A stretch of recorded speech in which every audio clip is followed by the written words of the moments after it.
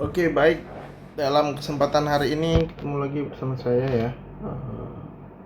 Kita akan bahas materi terkait dengan komputer radiologi.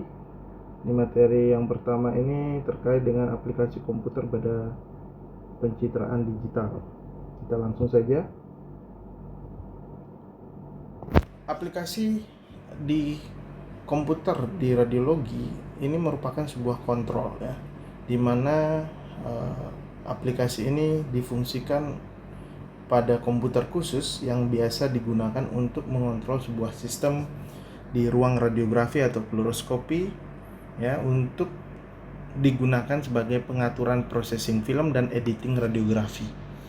Ini adalah aplikasi yang khusus untuk processing film ya, dan editing radiografi. Komputer khusus ini ditemukan di unit CR, DR, CT scan, MRI atau modalitas lainnya ya, di mana yang memerlukan sebuah proses rekonstruksi gambar. Sebagai kontrol hubungan antara CPU dengan perangkat tambahan, ini merupakan fungsi dari sebuah aplikasi pada komputer di dalam radiologi. Ini merupakan bagian atau software yang sangat penting ya, di mana dari masing-masing alat imaging radiografi baik CR, DR dan lain sebagainya ini mempunyai perangkat tambahan yang berbeda-beda. Ya, misalnya di CR itu ada perangkat tambahannya adalah image reader dan imaging plate-nya. Sedangkan di DR dia langsung menggunakan plate funnel detector. Sedangkan di CT scan dia merupakan detektor yang terintegrasi langsung. MRI dia merupakan frekuensi, ada transmitternya. Nah, seperti itu. Dia pada aplikasi ini juga mengadaptasi sistem bus ya, agar transfer datanya lebih cepat. Nah, selain memerlukan aplikasi atau software ya, ada namanya perangkat tambahan yang digunakan untuk merubah sinyal analog menjadi digital, yang sering kita sebut dalam bahasa Inggris analog to digital converter atau sering juga disebut sebagai ADC ya. Ini berfungsi ya, perangkat ini berfungsi untuk merubah sinyal analog yang bervariasi secara terus-menerus dari instrumen dan sensor untuk memantau kondisi seperti suara, gerakan, suhu ke dalam kode biner untuk sebuah komputer ya, di mana konverter ADC ini dimasukkan ke dalam suatu chip atau dapat berupa suatu sirkuit ya, sebuah sirkuit yang di dalam satu chip. Nah, sumber sinyal pada sinyal analog dalam radiologi ya, kita contohkan di sini pada CR, DR dan digital fluoroskopi dia menggunakan kristal fosfor imaging amplifier. Sedangkan di CT scan dia menggunakan detektor atau ionization chamber. Kemudian di kedokteran nuklir dia menggunakan kristal sintilasi. Sedangkan di transducer USG ya, pada probe-nya itu terdapat kristal piezoelektrik, di mana semua ini bertugas untuk menghasilkan sinyal analog. Kemudian dari ADC akan mengkonverternya menjadi atau merubahnya menjadi digital dalam bentuk kode biner.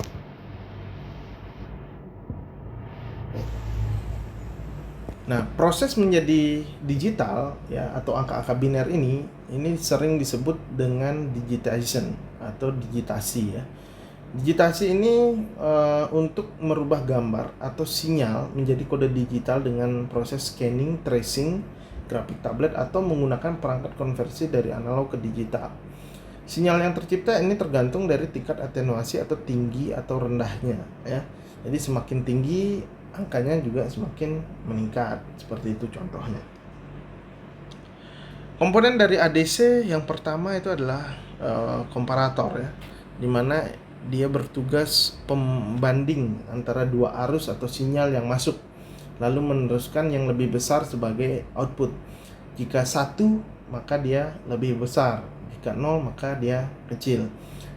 Kalau misalnya kita contohkan pada CR ya, kalau tulang dia mengalami proses atenuasi yang tinggi, artinya radiasinya itu diserap oleh tulang, tidak mampu diteruskan ke dalam image reseptor, sehingga energi radiasinya yang sampai ke image reseptor itu adalah kecil.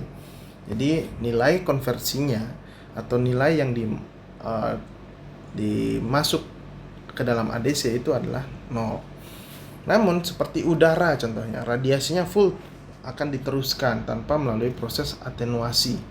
Jadi dia akan mengkonversikan nilai yang masuk ya menjadi satu ini dengan berlipat-lipat, sehingga angka biner ini akan dijumlahkan sehingga menghasilkan tingkat gradasi derajat kehitaman ya pada digital image.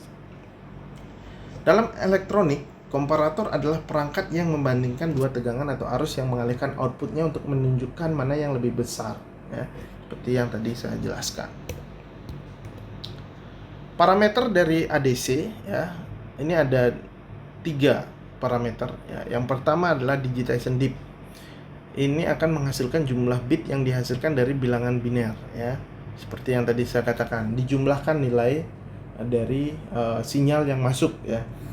Nilai gray level dari sebuah pixel dalam sebuah gambar ini akan menghasilkan resolusi dan kemampuan manipulasi.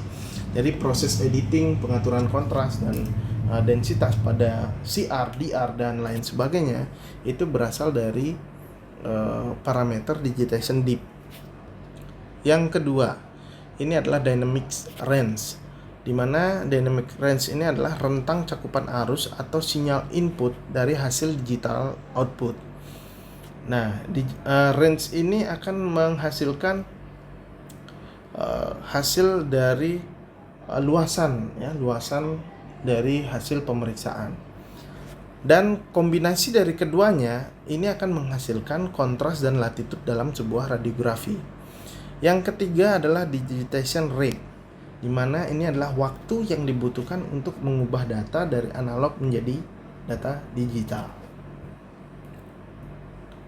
Oke, kalau kita berbicara data digital atau hasil image atau imaging dari sebuah radiografi dalam bentuk digital, maka ada yang kita sebut dengan pixel dan voxel.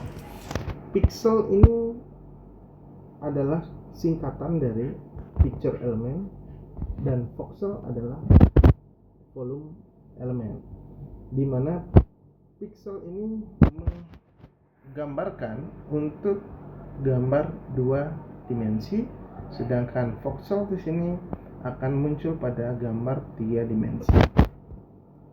Sebuah gambar digital yang terdiri dari kumpulan kotak kubus bernama metrik ya. Jadi kalau rekan-rekan punya gambar, kalau di zoom itu muncul kotak-kotak, nah itu yang disebut dengan pixel, gambar 2 dimensi ya. Nah, tiap kotak ini ya, kalau digambarkan seperti ini ya, kita anggap aja seperti ini.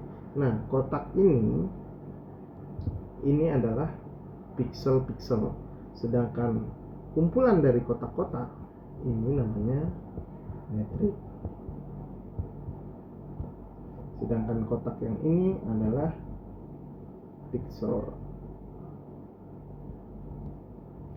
Nah, tiap kotak ini diwakili oleh suatu nilai bilangan biner, hasil dari digitasi atau intensitas sinyal ya, atas hasil atenuasi. Misalnya ini saya gambar seperti ini, dia hitam, maka ini adalah udara.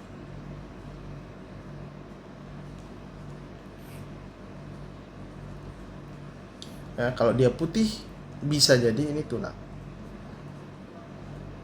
Atau yang mengalami, simpelnya seperti itu ya, yang mengalami atenuasi tinggi. Nah, sebuah kubus ya, nah kalau bicara kubus, kita gambar lagi kubus. Ya, kalau ini terdiri dari banyak kubus ya, yang memiliki panjang lebar tinggi atau 3 dimensi seperti yang saya katakan tadi, ini disebut dengan voxel atau volume element. Dia memiliki atenuasi atau intensitas sinyal dan menentukan komposisi dan ketebalan objek. Ini biasanya pada pemeriksaan CT scan ya, atau MRI dengan parameter yang 3 dimensi. Nah, tadi pixel adalah singkatan dari picture element, di mana sebuah kotak dua dimensi yang terdiri dari panjang kali lebar, sedangkan voxel panjang kali lebar kali tinggi.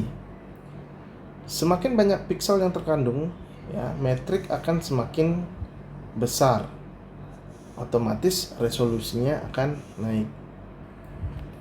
Sebagai contoh, untuk metrik 256 kali 256, ya, ini berisi 65.536 piksel.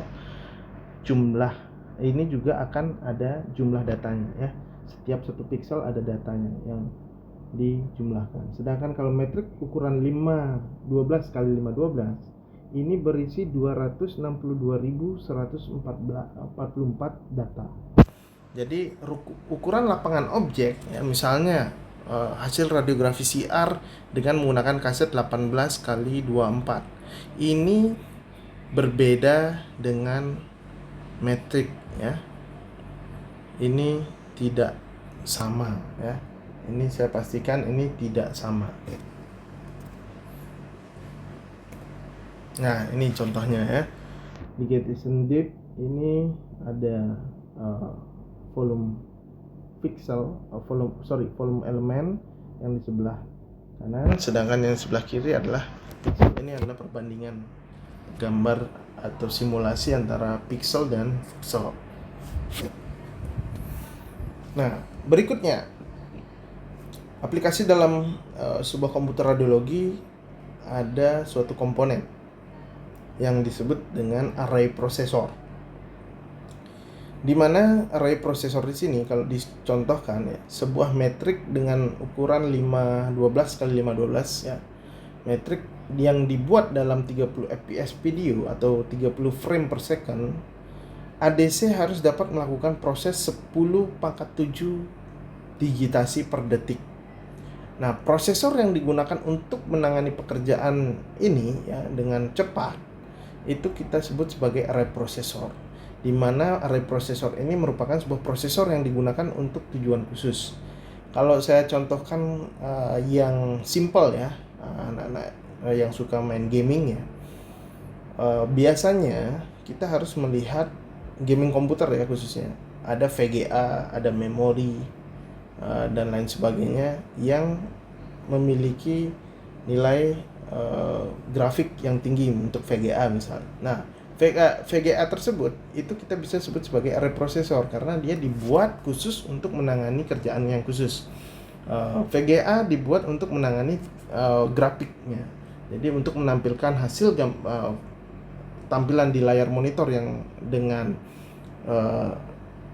jelas, lebih detail, maka VGA itu dibuat untuk meningkatkan performanya. Nah, sedangkan di array processor ini juga sama, digunakan untuk proses pengolahan data, pengolahan citra, ya, dengan proses digitasi 10⁻⁷ per detik. Kemudian array processor ini dibuat agar dapat melakukan perhitungan aritmatika 10 sampai 1000 kali lebih cepat dari CPU khusus, ya, dalam mengolah gambar. Khusus mengolah gambar radiografi, ya, bukan gambar visual basic atau gambar-gambar pada umumnya, ya. Ini khusus untuk radiografi. Array processor juga dapat disebut sebagai sebuah small komputer, tapi tidak menjadi bagian dari CPU. Dia merupakan perangkat tambahan, ya, seperti contohnya tadi adalah VGA. Nah, fungsi dari array processor di sini untuk mempercepat proses metrik dan perhitungan aritmatika yang berulang. Dia menggunakan dua prinsip matematika, ya. Yang pertama adalah transformasi Fourier, yaitu mengurangi amplitudo dan meningkatkan frekuensi dengan memanipulasi matematis untuk mempercepat prosesnya. Yang kedua adalah penjumlahan metrik, pembalikan dan pembelokan. Oleh karena array processor ini dibuat untuk menangani jumlah data yang amat banyak, ya, maka hanya dipasangkan pada tempat-tempat di mana sinar-sinar atau sinyal banyak digunakan. Contohnya gantry CT scan, di sana ada detektor, array prosesornya juga diinstal di sana. Untuk MRI ada RF coil, ya. Ada coil pemeriksaan tertentu itu diselipkan array processor untuk mempercepat proses pemeriksaannya. Kemudian dengan array processor juga dapat mempersingkat tugas yang seharusnya beberapa menit menjadi 5 sampai 1 detik saja. Nah, ini contoh dari simulasi CT scan ya. Ini kita bisa lihat ini single slice CT scan ya. Dia detektornya ada cuman per batang seperti ini. Detektor di sini adalah diselipkan juga array prosesornya. Sedangkan untuk di MSCT di setiap satu baris dari detektor dia terdapat detektor kecil lagi dalam satu sumbu ya. Oke, kita masuk ke display grafis. Tadi kita sudah bahas sedikit ya display grafis ya pada komputer gaming ya. Tapi untuk display grafis pada komputer radiologi ya, seberapapun canggihnya monitor, seberapapun canggihnya array prosesor, kemudian ada VGA mungkin sebagai peripheral tambahan. Nah, sampai saat ini hasil radiografi ini masih tampilannya dalam bentuk hitam dan putih. Untuk frekuensi layar yang digunakan untuk mencegah adanya flickering atau berkedip ya, itu digunakan frekuensi layar sebesar 30 sampai 60 Hz. Buffer atau penyangga untuk memori tambahan untuk input output data sementara agar dapat perbedaan kemampuan antara hardware dan software menjadi setara. Display grafis ini diperlukan ada penyangganya. Kemudian display grafis menggunakan sistem frame buffer untuk melakukan pengolahan kontras, windowing dan lainnya tanpa mengganggu data gambaran dalam memori dan CPU. Nah, display grafis juga akan berhubungan dengan namanya histogram ya. Di mana histogram ini berasal dari kata histos yang berarti berdiri dan grama artinya gambar. Jadi representasi dari grafis dalam histogram itu merupakan distribusi warna atau gray level dari sebuah citra digital. Di mana sumbu ordinat X atau yang vertikal ini representasi dari derajat pixel, sedangkan sumbu Y ini merupakan exposure range atau luminesensi. Nah, ini kita bisa lihat gambar berikut ini. Jadi sebuah citra yang ada di sebelah kiri ya, gambar seorang videographer atau fotografer ya dalam bentuk grayscale ini dikonversi ke dalam histogram. Dia akan menghasilkan histogram yang seperti ini ya. Ini adalah gambaran histogram.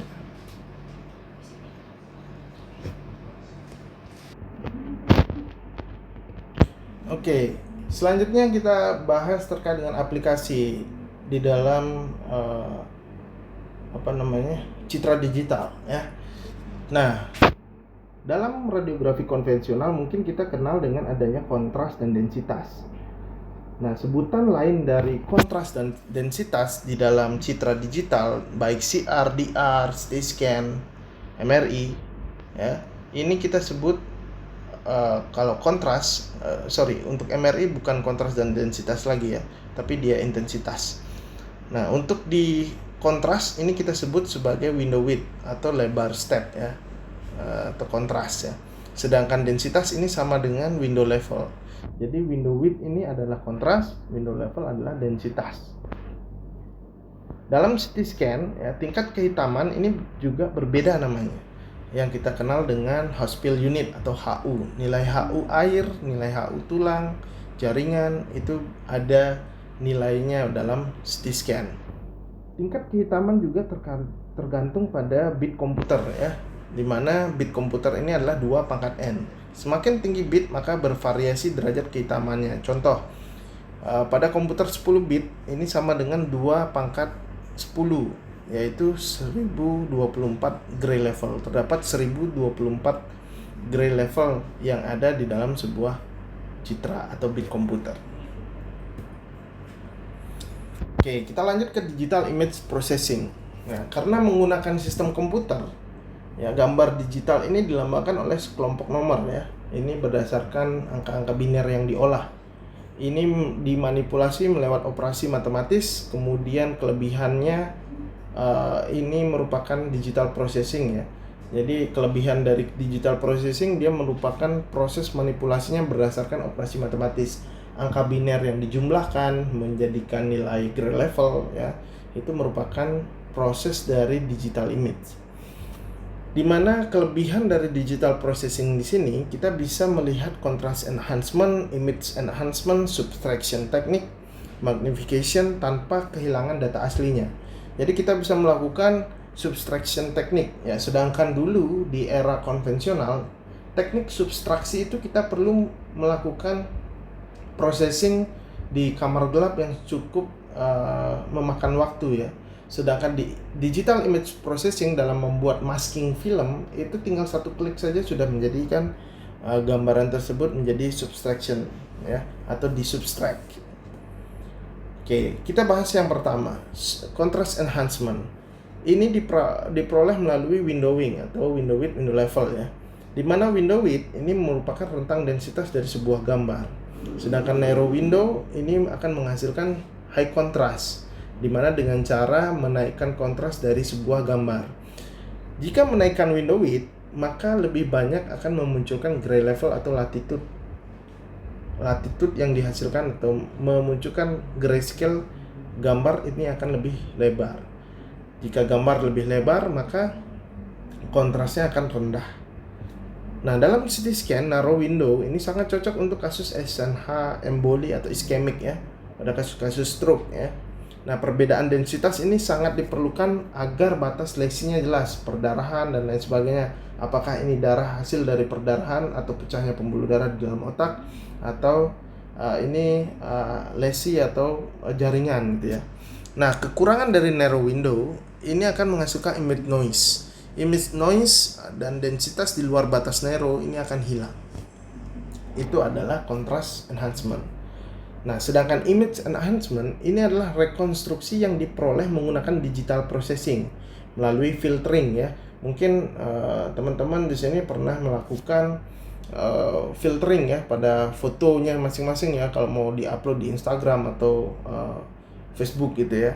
Nah, filtering untuk menghilangkan jerawatnya gitu mungkin ya, untuk di fotografi ya. Sedangkan di radiografi, filtering ini akan dapat menonjolkan atau mengurangi frekuensi yang terpilih di dalam sebuah gambar. Nah, beberapa metode filtering yang dapat dilakukan adalah convolution, low pass filtering, atau smoothing. Nah, smoothing ini yang biasa digunakan ya untuk menghilangkan jerawat tadi ya. Kemudian ada band pass filtering, ada high pass filtering untuk meningkatkan edge enhancement. Jadi tepian pada lesi itu akan terlihat lebih jelas pada high pass filtering. Nah, untuk frekuensi adalah ukuran jumlah putaran ulang per peristiwa dalam selang waktu yang diberikan. Ini sama dengan T sama dengan waktu, atau frekuensi sama dengan Hertz. Di mana frekuensi sebesar 1 Hz menyatakan peristiwa yang terjadi dalam 1 kali per detik. Kalau tadi kita kembali ke yang tadi ya, frekuensi pada monitor display itu kita gunakan 30 sampai 60 Hz. Artinya peristiwa dalam 1 kali per detik bisa 30 kali sampai dengan 60 kali tergantung jenis monitornya per detik. Frekuensi gelombang elektromagnetik ini sama dengan frekuensi sinar atau sinar X atau warna, di mana X-ray sama dengan atenuasi kalau dirumuskan dalam rumus frekuensi, di mana adalah frekuensi sama dengan 1 per waktu. Ya, di mana T sama dengan. Nah, untuk convolution ini adalah bagian dari filtering tadi ya, dimana convolution ini mengurangi frekuensi tinggi dalam sebuah gambar, dalam sebuah elemen metrik hingga mempunyai nilai yang sama. Hasilnya akan blurring pada frekuensi yang tinggi. Ini dicontohkan pada matriks di bawah ini. Jadi gambar metrik pada 3x3 ini ya, di tengah-tengah sini adalah ada yang berfrekuensi tinggi. Kemudian ini akan dilakukan convolution. Gambar yang diperlukan adalah gambar yang tengah, bagian frekuensi yang tinggi ini akan dihilangkan atau dikaburkan, sehingga gambar yang dihasilkan ya, kalau dilihat dia akan menjadi gambar bagian yang tengah saja. Seperti itu. Oke, berikutnya adalah smoothing. ini proses membuang noise berfrekuensi tinggi dalam sebuah gambar ya. Sama halnya di fotografi. Kalau noise-nya terlalu tinggi, misalnya foto di low light gitu ya, noise-nya akan tinggi sehingga perlu kita lakukan low pass filtering. Nah, untuk di radiografi ini diperoleh dengan cara mengganti nilai piksel dari sebuah gambar dengan angka rata-rata nilai piksel di sekitarnya. Kita contohkan. Di sini ada metrik 2x2 ya. Nah, 3 ini adalah yang paling kecil ya nilainya. Kemudian dirata-ratakan di area tersebut, digunakan adalah teknik smoothing atau low pass filtering, sehingga rata-rata dari metrik ini akan dirata-ratakan. Oke. Untuk band pass filtering ini merupakan proses menghilangkan seluruh frekuensi yang ada di dalam sebuah gambar kecuali yang dipilih. Ya, ini melalui proses windowing dan window level.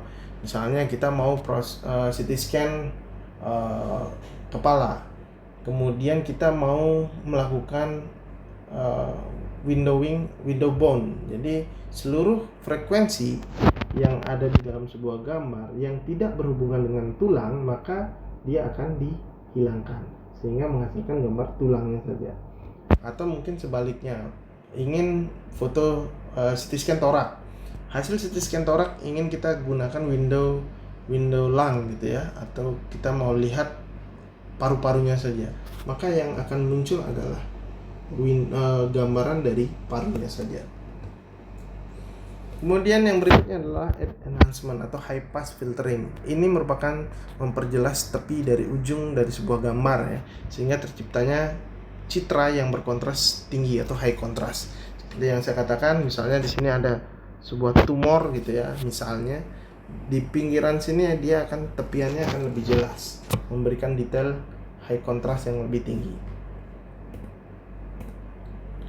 Kemudian edge filter ya, ini merata-ratakan gray level. Ini mirip dengan convolution, di mana menentukan nilai ambang densitas. Saturasi di bawah nilai ambang akan digelapkan, di mana saturasi di atas nilai ambang akan diputihkan.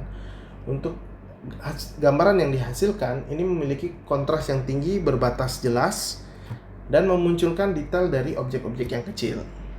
Ya, ini sama seperti convolution. Untuk penggunaannya ya, contohnya tadi sudah beberapa saya spill contohnya. Kemudian di sini pada mamografi ini akan menampilkan detail yang baik dari kelenjar payudara ya, meminimalisir gangguan dari struktur lemak atau soft tissue dari mamai. Sedangkan di DSA atau digital subtraction angiography ini akan menampilkan jaringan pembuluh darah yang kecil yang teraliri media kontras, sehingga pembuluh darahnya saja yang muncul, sehingga mempermudah dokter untuk melakukan penanganan medis. Oke, substraksi digital yang tadi ya. Jadi kelebihannya dia akan memunculkan detail dari objek-objek yang terkecil, terutama pada pembuluh darah, di mana akan menampilkan jaringan pembuluh darahnya ya. Nah, untuk cara substraksi digital ini ada 3 cara yang digital, bukan yang konvensional. Yang pertama adalah masking ya, sama seperti substraksi pada umumnya, melakukan masking kemudian disatukan gambarnya. Kemudian yang kedua menggunakan teknik dual energy, ada high QV, low QV, sehingga akan menghasilkan mengeliminasi organ-organ yang berkontras tinggi ya, sehingga detail dari objek-objek yang terkecil tinggi. Kemudian ada yang tipe hybrid, jadi melakukan teknik masking kemudian juga dual energy, dia hybrid sehingga lebih detail gambarannya.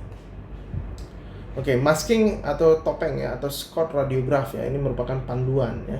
Ini saya rasa semua sudah belajar terkait dengan teknik substraksi ya.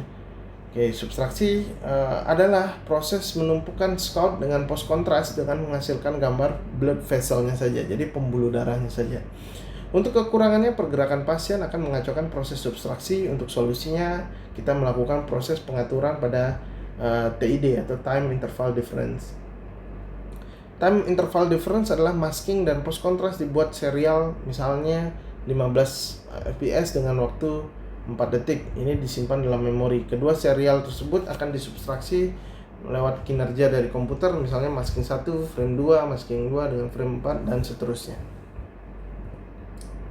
Sedangkan dual energy ini tidak perlu penumpukan gambar, tapi dengan cara melakukan penembakan radiasi ke objek dengan dua QV yang berbeda. Ya, seperti yang saya katakan tadi, yang satu QV tinggi, yang satu QV rendah. Kelebihannya adalah pergerakan pasien tidak akan menjadi masalah, dapat menampilkan kondisi tulang sendiri, soft tissue sendiri, ataupun keduanya. Nah, sedangkan hybrid ini membuat dua masking, dua post kontras dengan kondisi QV tinggi dan QV rendah, menampilkan pembuluh darah yang teralir kontras dengan sempurna. Ini yang metode hybrid. Berikutnya adalah magnification. Ini aplikasi yang ada di komputer radiologi ya. Nama lainnya adalah zooming ya. Magnification adalah pembesaran, di mana proses memilih sebuah area yang diinginkan, lalu mengcopy pixel dalam gambar tersebut dan membesarkannya. Jika terlalu besar akan terlihat kotak-kotak metrik tadi ya dari sebuah pixel, kadang digabungkan dengan low pass filtering untuk membuat dia lebih smooth hasil citranya. Nah, ini untuk 3 dimensi ya, seperti yang tadi saya katakan. Ada volume rendering, dia untuk citra CT scan kepala, kita bisa lihat untuk pembuluh darahnya, window tulang atau window bone gitu ya. Kita bisa olah menjadi volume melalui program komputer. Oke, mungkin sekian dari materi aplikasi pada komputer radiologi yang bisa saya sampaikan. Mungkin sekian, nanti ada pertanyaan bisa didiskusikan. Terima kasih semuanya.